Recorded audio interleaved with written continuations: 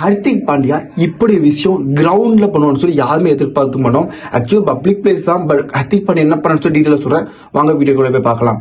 Actually India New Zealand மேட்ச்ல பாத்தீங்கன்னா super performance எல்லா பிளேயரும் பண்ணியிருந்தாங்க. சிவம் துபே, ஹர்திக் பாண்டியாவும் லாங் டைம் சூப்பர் தான் பண்ணியிருந்தாரு. சஞ்சு சாம்சன்ல இருந்து எல்லாமே சூப்பர் கேம் பிளே பண்ணியிருந்தாங்க. ஸோ ஃபைனலா பாத்தீங்கன்னா கப்பும் வின் பண்ணிட்டாங்க. ஹர்திக் பாண்டியா அந்த ஃபீல்டிங் சூப்பரா பண்ணியிருந்தாரு. அண்ட் மேக்ஸிமம் பாத்தீங்கன்னா நல்ல கேச்சஸ் எடுத்து கொடுத்திருக்காரு. ஸோ எல்லாமே ஹர்திக் பாண்டியா பர்ஃபெக்டா பண்ணியிருந்தாரு இந்த வேர்ல்டு கப் பொறுத்தளவு பாத்தீங்கன்னா. ஸோ ஃபைனலா பாத்தீங்கன்னா அவருக்கு நடுவில் ஒரு டைவோர்ஸ் கேஸ் ஆச்சு. ஸோ அதெல்லாம் ஒரு தனிப்பட்ட விஷயங்கள் நம்ம பேச அவசியம் இல்லை. பட் நேற்று நடந்த மேட்ச்ல பாத்தீங்கன்னா ஃபைனல் இந்தியா வின் பண்ணிட்டாங்க. வின் பண்ணோன்னு பாத்தீங்கன்னா அண்ட் ஒரு என்ன சொல்றது செலிப்ரேஷன் பண்றாங்க அந்த இடத்துல. கிரவுண்ட்ல அவ்வளவு பேர் 1.2 lakh மக்கள் இருக்காங்க அந்த இடத்துல. பாத்தீங்கன்னா அவர் நியூ கேர்ள் ஃபிரெண்ட என்ன பண்ணான்னு பாத்தீங்கன்னா கிஸ் பண்ணிட்டாரு. சோ இது நம்ம அவர் ஃபர்ஸ்ட் நம்ம சொன்னாலும் ஆக்சுவலி பப்ளிக் பிளேஸ் நம்ம அது என்னைய பொறுத்தளவு ஓகே ஃபைன். ஏன்னா ஒரு செலிப்ரேஷன் டைம்ல இது மாதிரி நடக்கிறதா சகஜம் இப்போ சிச்சுவேஷன்ல.